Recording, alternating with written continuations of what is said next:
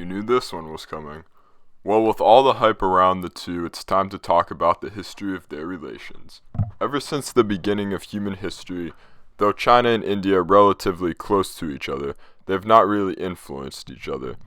Due to the tallest and sixth largest mountain range in the world, the Himalayas, India became only influenced from the Middle East and the sea, and China was only influenced from, well, to be honest, nobody except the Mongols and Manchurians up until the British and Japanese really influenced them.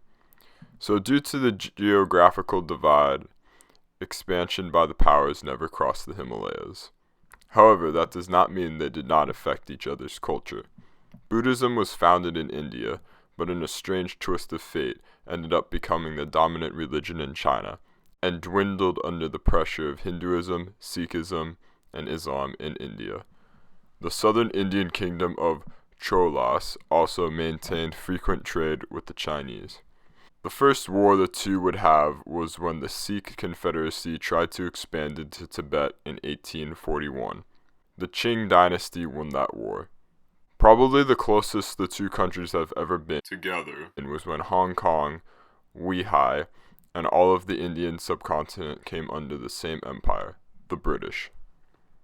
The first war between the two modern nations of China and India was the Sino-Indian War of 1962 over these areas. It ended in a stalemate in China's favor. Now we get to the modern state. Currently, India and China are in a Cold War. China does not want to be challenged by India in its pursuit to push U.S. dominance out of Asia and become a world power. India, on the other hand, has seen an increasingly expansionist China, and with growth in their population and economy, they are building up to become the next Asian power. Now, the Cold War has remained fairly cold, with China provoking India with their aid of Pakistan, and India provoking China by supporting the exiled Dalai Lama. But now we get to the Doklam Standoff that happened fairly recently. Basically, China wanted some territory in Bhutan, and Bhutan, being the tiny peaceful country it is, just went along with it and gave Doklam to China. However, when the Chinese decided to build a construction road using their army, this was seen as too much by India, and they sent troops in to protect Bhutan's sovereignty. The two countries are now locked literally eye to eye on the mountains of the Himalayas.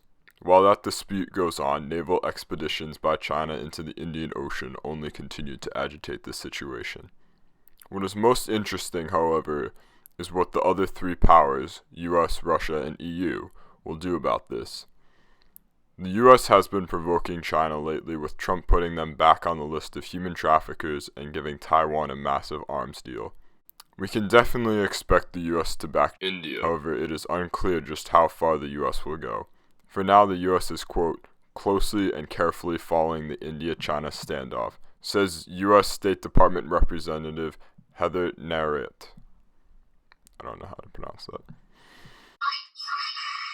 The EU is kind of too caught up with themselves to do anything but collectively call China's aggression out. Britain might step in to help their former colony. What is most interesting is how Russia will respond. Despite their past communist friendship, Russia is now scared of China.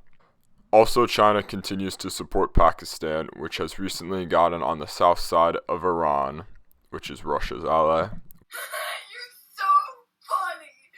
with a terrorist attack happening there from Pakistanis. So I suspect Russia will support India in an effort to curb the influence of China. Will a great war break out between India and China? Well, probably not, as both sides have nukes. However, what I find most surprising is how quickly India was to rush to the aid of Bhutan, even after Bhutan agreed to let China control Doklam. It is clear that India wants to make up for losses in the Sino-Indian War, and any crack in the Himalayan border is a threat to India that it will not let stand. Thank you for watching, and I hope you subscribe.